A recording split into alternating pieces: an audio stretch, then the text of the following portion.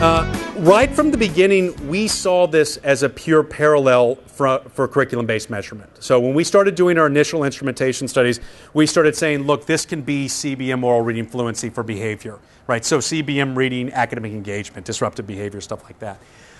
What was funny is we started working with a guy by the name of Ted Christ up at the University of Minnesota 4 or 5 years later, and almost immediately he pointed out to us the original emerging alternative abstract. This was a 1985 article by Stan Dino where he really announces the advent of CBM. He'd been doing work before it, but this ends up being the seminal piece of where he really terms it. And what's fascinating about this abstract is if you look at the way it's built, it really builds the case for what ended up being DBR. So general agreement that we should routinely assess performance of outcomes of instruction. Commercially distributed achievement tests are not always congruent with the curriculum objectives. You've heard all this stuff. Informal observation of perception is the approach used and preferred by teachers.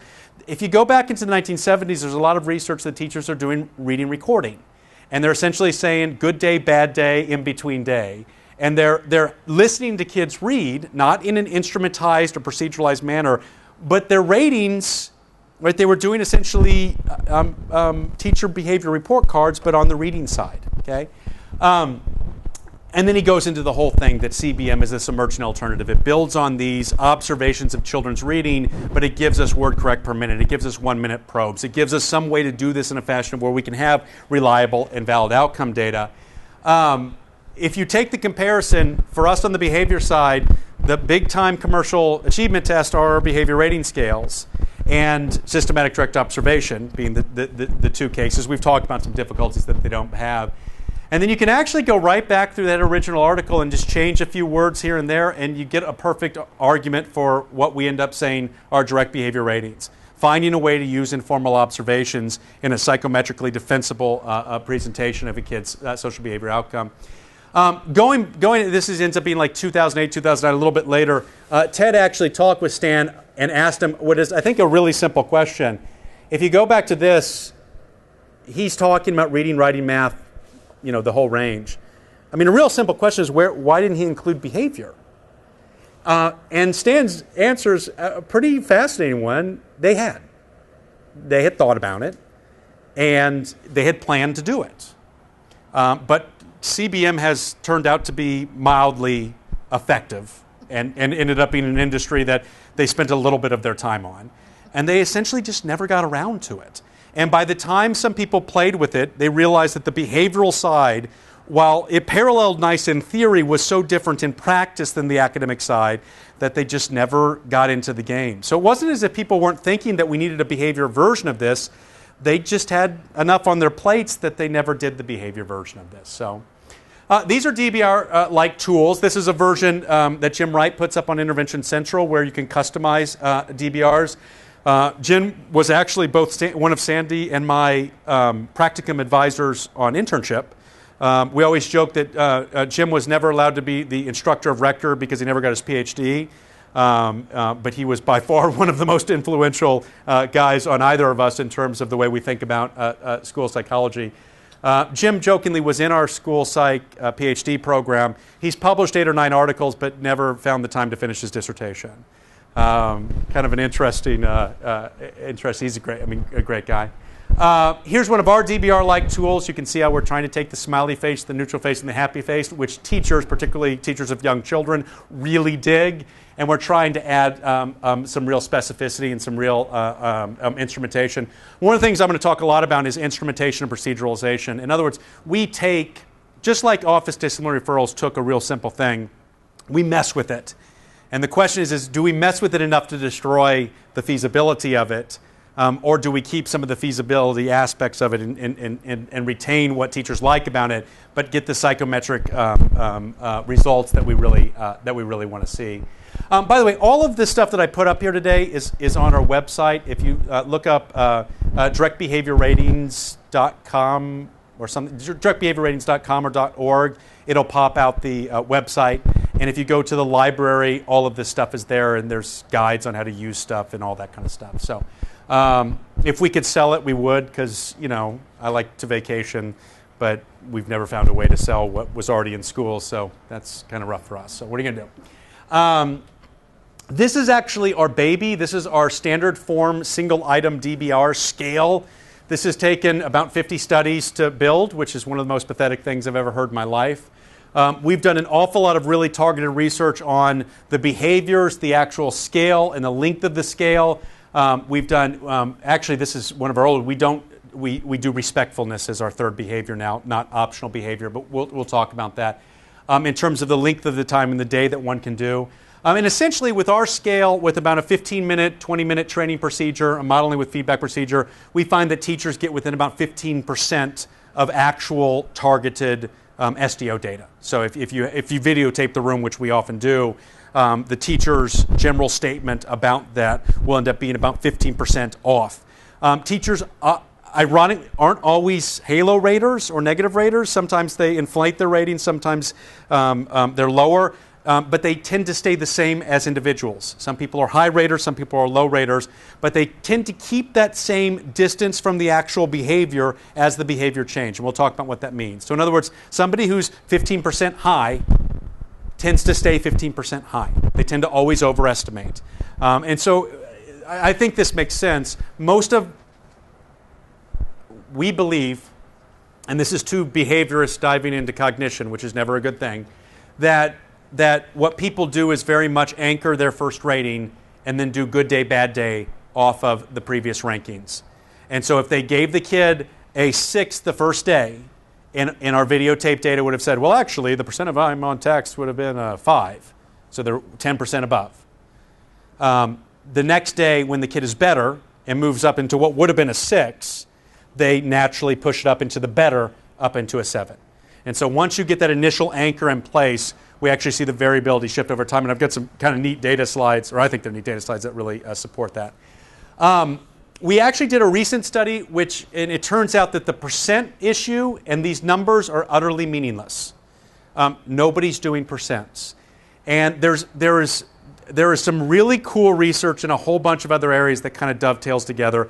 One version is the NIH pain scale research, which uses a 0 to 7 scale. They didn't do a lot of research on it, but they got some of the scaling and stuff down.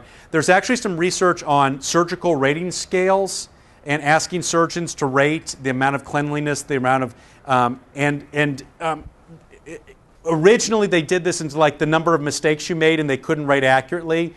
But if they did general 0 to 10 scales, people could make these general statements that would then parallel onto the videotape data of the surgical setup. This becomes very important for disruptive behavior. And the reason is that academic engagement, which we'll play with as a concept, is a pretty tight one. But disruptive behavior can either be very intense but short duration, long duration, low intensity. It can have freaky topography. It can just be really wacky behavior, or it can be of heavy rapidity over and over and over again, or some combination of those. And the truth is a behavior can be, if a kid defecates in the middle of the room in the middle of the day, that's a 10 for disruptive behavior. Now, for the amount of time, this was right, and it's not respectful, right? It ends up being a real low on, but he did it really nice and put a screen around him. It was very good, Charmin kind of thing. It was nice. Now that is low duration, one event, but the topography is so freaky and the intensity is so severe that they get a 10. Likewise, if a kid, and I'm thinking of like an Asperger's-ish kid or whatever kid that we would now in 2012 we call them Asperger's. Back in '92 we would have just said kind of atypical or just kind of an interesting kid. If they do like a real low graded grinding noise or repeated sound or repeated click, it's not intense. It's actually not strange. Most of us do tics and most of us have repetitive behaviors. We're just good at doing them quietly so nobody ever sees them. So some of you are doing your foot right now to try to stay awake, but you do it in a way that's not loud. That kid will do it in a loud way. They'll get a 10 because they did it all day long, even though it hits none of those other areas. And it turns out that people are really good at merging those different areas of a behavioral manifestation into a consistent rating that demarcates on some of those different areas. With respect for academically engaged, it's a little bit cleaner than that. But those are the types of studies we do. We're essentially trying to get rid of as many of these things as possible so that teachers have a lot of flexibility on how to use these, how to build them, how to play with them. So, okay, so somebody puts a rating on the scale. So All right, so behaviors. And this is this gets to your point and is a really important conversation. When we entered this as little baby behaviorists, and we believed that the best behaviors would be highly specific behaviors. And that's what we're kind of trained in school psych, that the more we operationalize, the better the observation construct. And certainly with SDO, the tighter and the more specific, the better two people see the same thing at the same time. And so our original definitions of academic engagements, we originally did compliance and disruptive behaviors, were really, it was actually, most of it was pulled right out of Worley, Sugai, and Orner, an ABA textbook, because George was on that first grant with us. And so we ran a study, like 2 or 3 years in, one of my MACAS students at ECU said, are you sure specific is better? Like, have you guys ever tried global wording? Because particularly with academic engagement, it starts getting globalish. I mean, it's real easy with this to talk about frequency counts, but with academic engagement, it gets messier. And so we ran a series of studies that were the typical confirmation studies that would show that we were right, that specific behaviors were, of course, more accurate. And sure enough, we ran study after study, and if we asked raters to give us the actual frequency count and the number of times somebody did X behavior, they couldn't do it. If we asked them from a 0 to 10 on disruptive behavior, the number that they gave us paralleled on the frequency count of the behavior. It was freaky. If we asked them specifically what we wanted, they couldn't give it to us. But if we said, how bad were they gave us accurate ratings. And at the time, Sandy and I had babies where we were changing poop. And we went back and forth, and I remember call after call, and one day this clicked. And one of us had been in the pediatrician's office, and they asked us how many times our children were pooping per day. And we realized we had no clue. Like, we absolutely had no idea. And if you think about that event, it's a pretty, it's smelly. You have to actually get up and stop your behavior. It's, I had a little boy, so every once in a while there's, multiple stuff that happens that, you would think that. But the truth is, I couldn't tell you if it was 2 or if it was 8. I couldn't tell you how many times I did it. My wife couldn't tell you how many times. But we could tell you if it was a weird number. We could tell you if it was high or low. Okay? And so we started thinking, okay, maybe we just don't store behavior like little baby behaviorists. Right? Maybe we don't store little frequency counts. Maybe we basically say good day, good talk, bad talk, good information, bad information. And when we see something really atypical, we store the data. But we don't store it otherwise, right? There's actually a really neat NPR commentary on how we store memories. And they talk about when people do events that are highly they raise a lot of anxiety, that we seem to layer enhanced memories. And it's why we think they take a long time, because when we think back on the event, there's actually more memory for that time period than typically there is. And again, I think we're getting a very similar presentation here. We're getting this layered memory only for these atypical behaviors, and it's really all for those other ones. So starting with these first two, academic engagement, this is the child actively or passively is participating in the classroom activity. Now, people want to immediately make this into are they actually academically engaged? And I say that's not a behavioral question. Okay? To me, you all look like you're paying attention to me. And I apologize, but I couldn't care less if you're not. You're not a behavioral problem if you look like you're paying attention to me. I couldn't for the life of me tell you which one of you is actually listening to me and cares about what I'm saying and which one of you is not. And in fact, I probably would get it wrong, because somebody with a very stoic expression with no emotional response could be listening to every word, and somebody who's good at faking it knows to laugh every once in a while, good, right? And actually respond. I don't know. To me, that's an academic problem. If somebody looks like they're engaged, they have the potential to respond academically with a correct instructional match. So now that becomes an academic question, not a social behavior question. On the academic side, what we're really measuring is a child blatantly non-engaged. And if a child is not blatantly non-engaged, they're not a social behavior problem. Okay? They're an academic problem. I would even go to the extent to argue that somebody who is withdrawn from an environment but acting engaged, we will only truly catch that by looking at academic response rates. If they're not learning what they seem to be learning because they're overly anxious or they're overly depressed or something of that nature, we catch it by looking at abnormalities in their performance. But I don't believe we're going to measure that through some sort of behavioral construct. If we look at suicidality research, for example, asking teachers who's suicidal in their class has not proven to be effective. But looking at changes in production, much more closely related to abnormal subsequent behaviors when people do postmortems on suicide, than tracking whether teachers noticed that behavior or didn't notice that behavior. So I'm with if they get a laptop and they look like they're engaged and the teacher think that's okay, that's okay.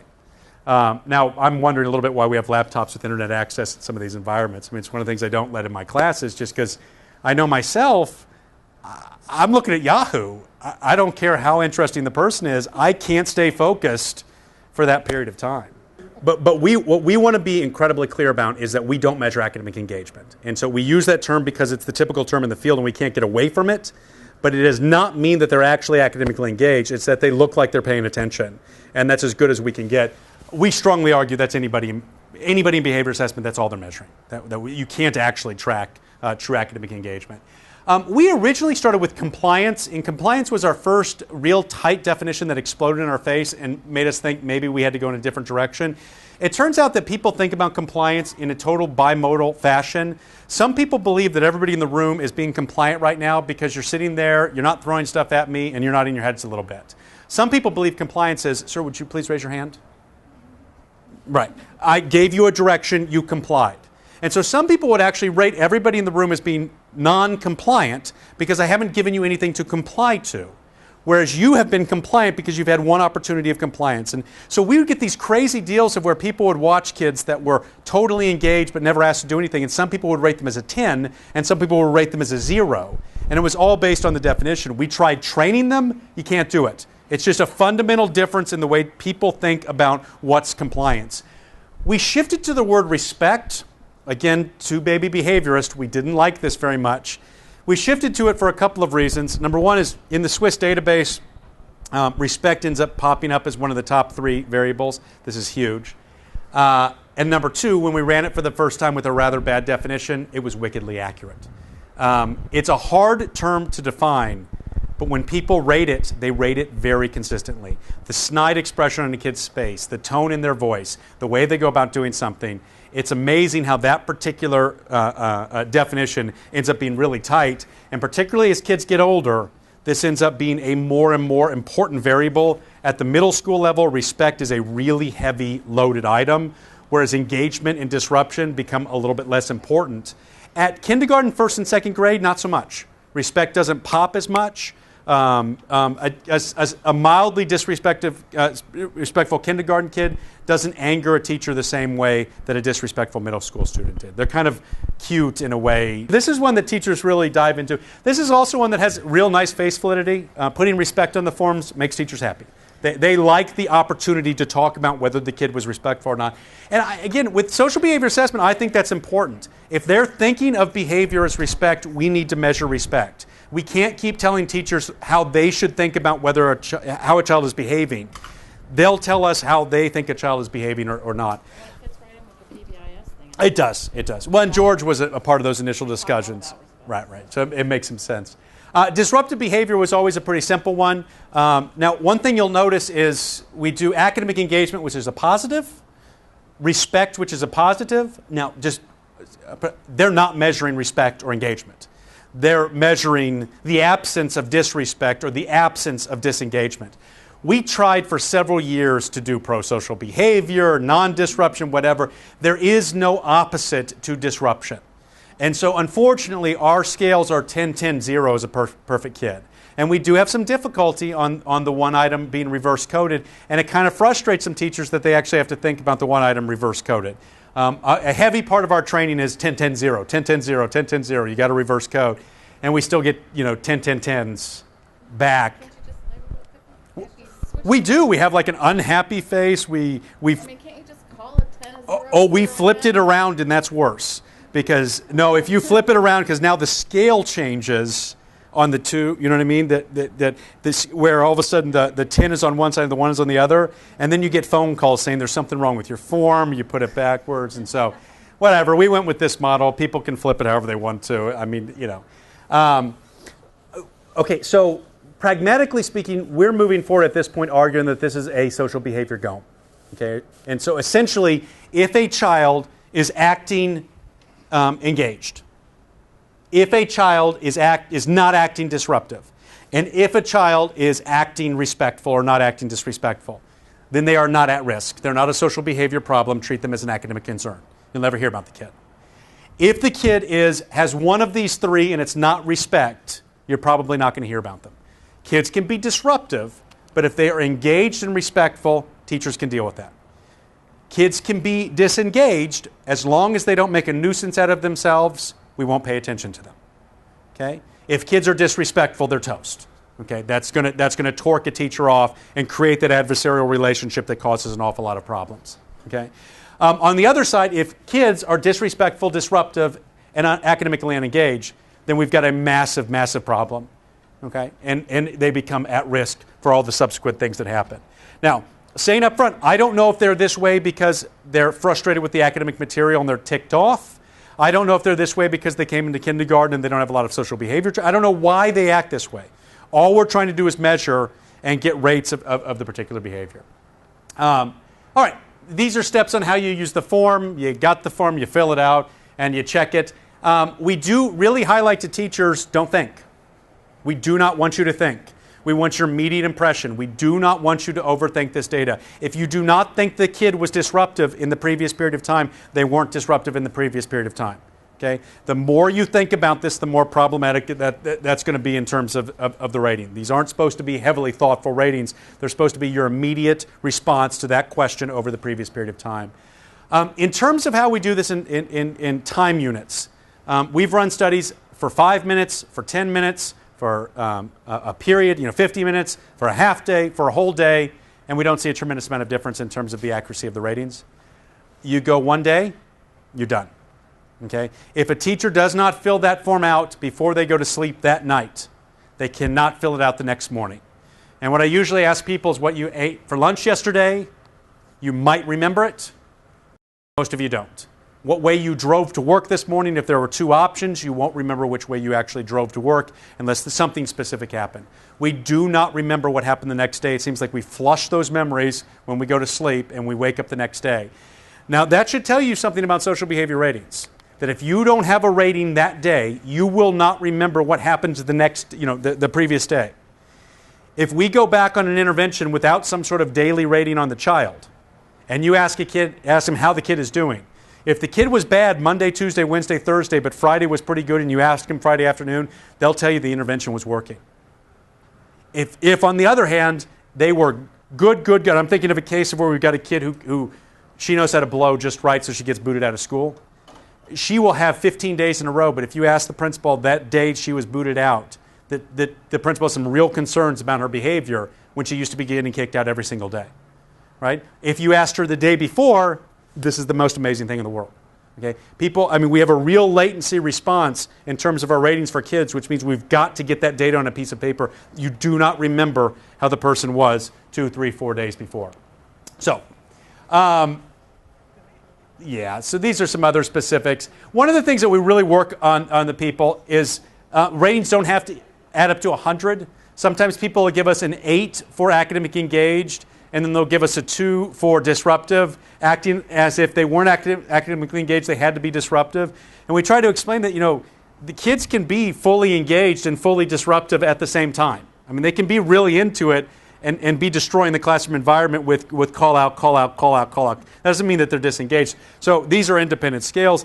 That's kind of one of the problems with putting multiple items is they think the items relate to each other, and really these are all meant to be independent items. They're not meant, at least at the assessment stage, to be looked at together.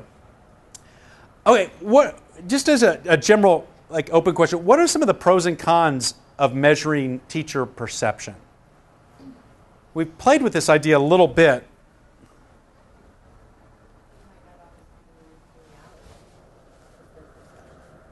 Well, yeah, it might not always be accurate of the real behavior. Okay, and I think that's a real con. The question is if the teacher has an inaccurate, consistent perception, is that in and of itself valuable?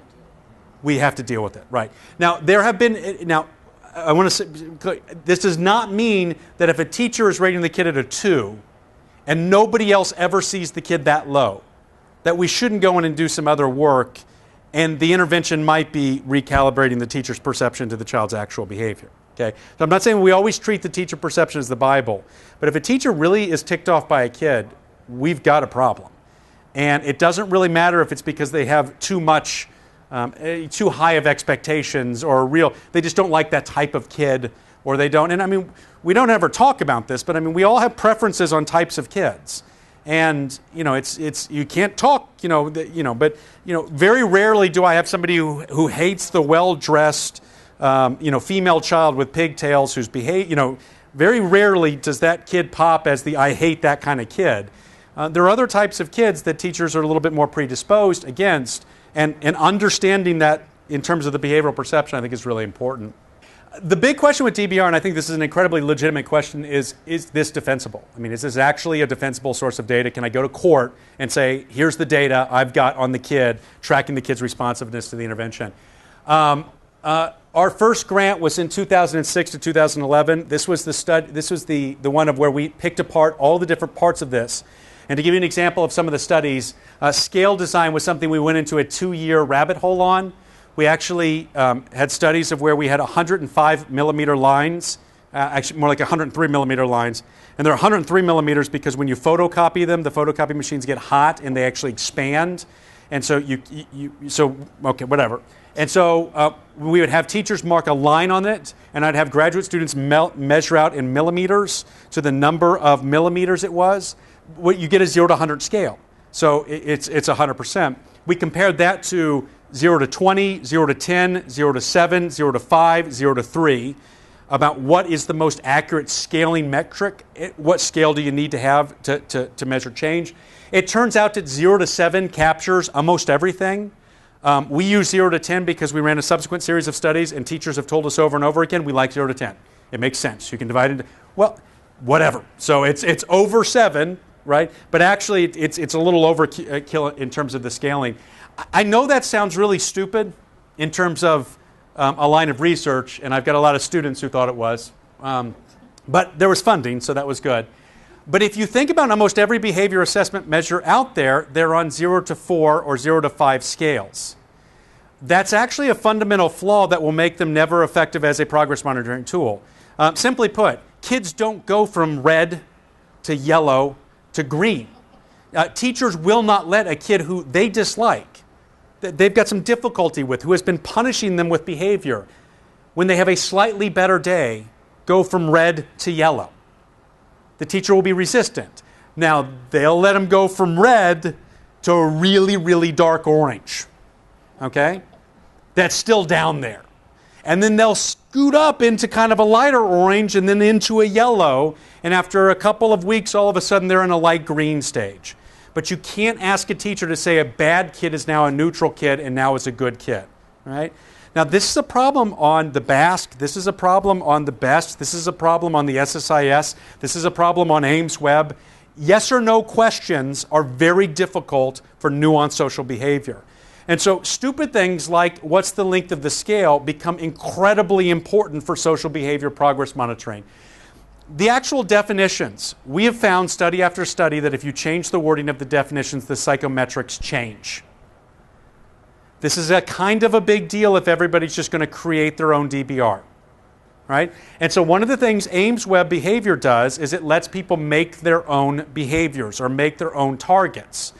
That's actually going directly against all of the research suggesting that slight changes in the wording, going from respect to compliance, can totally invalidate the psychometric properties of a particular scale, okay? On the backside of this grant, we published maybe 50 articles looking at different pieces, different stuff. They're really boring articles, to say the least. I mean, nobody wants to read an article on 2 minutes versus 5 minutes versus 10 minutes. What's the best unit of time? they got us tenure, so that was a plus. But it's all of these things that are put together which end up giving us truly defensible psychometric tools. One of these is radar training that I'm going to talk about in a little bit because this is an area that we play with a lot.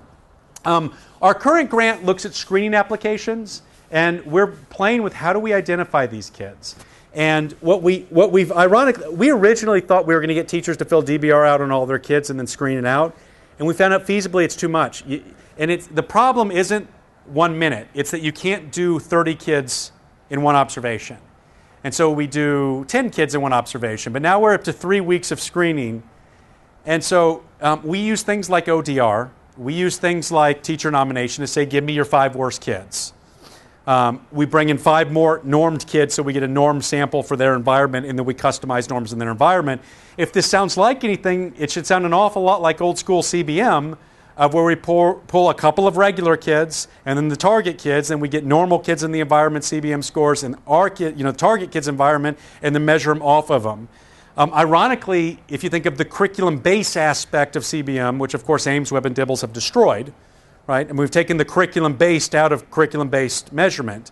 We're trying to do curriculum-based or contextually based social behavior ratings, and so we really want to know how the teacher in that class rates normal kids, really good kids. Actually, there is no difference in social behavior assessment between good kids and normal kids. They just rate as not bad, as just not bad kids. So we're playing with the screening applications of it now.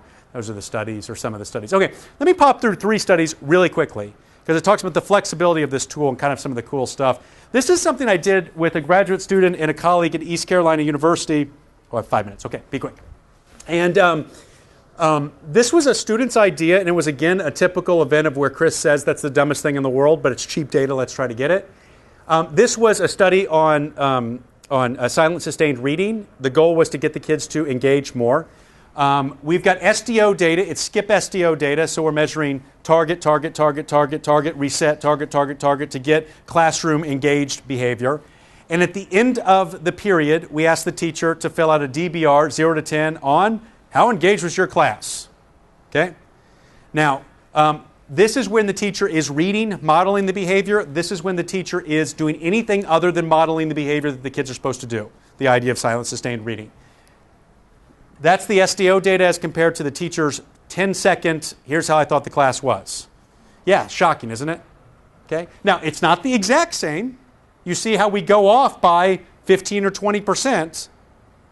But in terms of was the intervention effective, if we actually put lines at the different levels, if we actually took it trends, etc., no matter how you analyze that data using single case design, you came to the exact same conclusion using DBR data and SDO data.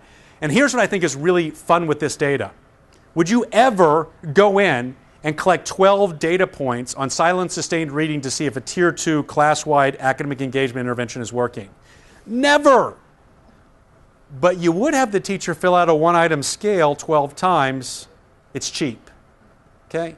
It's an incredibly flexible approach, and if instrumentized correctly, done in the right way, she's got to fill it out right at the end, people seem to be able to rate groups, target children, surgical procedures, I mean, all kinds of things. We seem to be very naturally predisposed to doing this. Yes? Well, we had her do this immediately. Okay, and this is honestly a study that we will probably never replicate. I mean, we've got some other stuff going on. All of our other research says it's got to be within that day. By the way, we say within the day, and I say don't go to sleep, but I've never had a teacher actually fill them out at home. So I mean, it's 3:30 is I think or whenever the school ends. But usually I find teachers want to do it pretty immediate because they want to get it done. Honestly, if teachers don't fill it out in the first 10 or 15 minutes, they usually don't fill it out. I mean, they usually don't get back to filling it out. So, this one is, this is a screening study. And what was interesting about this was one of our initial screening studies, is we've run this now. This study was in North Carolina, Minnesota, and Yukon. We've now run it in Missouri and upstate New York. Almost every kid in our samples ends up with a mean 9 over 10 data points. Or with disruptive behavior, a 1 or below. Either a 10 or a 9, or a 0 or a 1. Almost everybody people rate will be like 10, 10, 10, 10, 10. They might have a 2, but 10, 10, 10, 10, 10. Okay?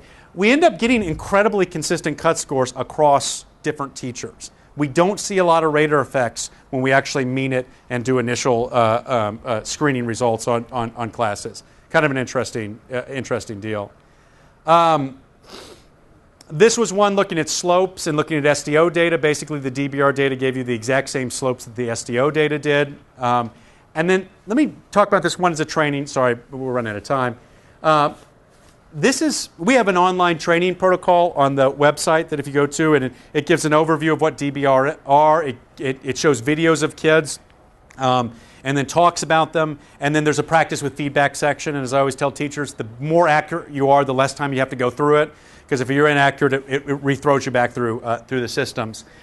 This was the study that led to this. This was actually a 5-minute deal with my graduate student, showing some videotapes and then talking to the raters about rating them. This is their ratings without any sort of training at all. Now what's interesting is they're all pretty consistent in terms of their pattern, but their anchoring is there. There's a couple ones that are off the reservation, but what are you going to do? This is the rating with training, same pattern, pulls the anchors in. And so what we find is the anchors don't change the pattern. The training doesn't change the pattern. The practice with feedback pulls the initial anchoring in to give us the more accurate ratings that give us that 15% band. We don't actually know how long the training effect lasts. We've never gone back and seen how often they need to do it. At some point it would dissipate, logically. Just another line of research that would be kind of fun to do. So you can go to the website. That unit is free. People can do it. It actually produces a silly little PDF that says you're a certified DBR trainer, which is the dumbest thing in the world, but I have it in my office. I don't have my degree in my office, but I have my certified DBR trainer PDF posted. There's a bunch of video and podcast on there that kind of explain different systems. We have something called DBR-SIS, which is an Ames web version that uses our DBR stuff, but we've never sold it, so it's hard to use. No, it's actually very easy to use, but we just don't have a team of people that monitor it because we don't charge a buck a kid. If we could charge a buck a kid all across the United States, then, I'd go on a lot of vacations. That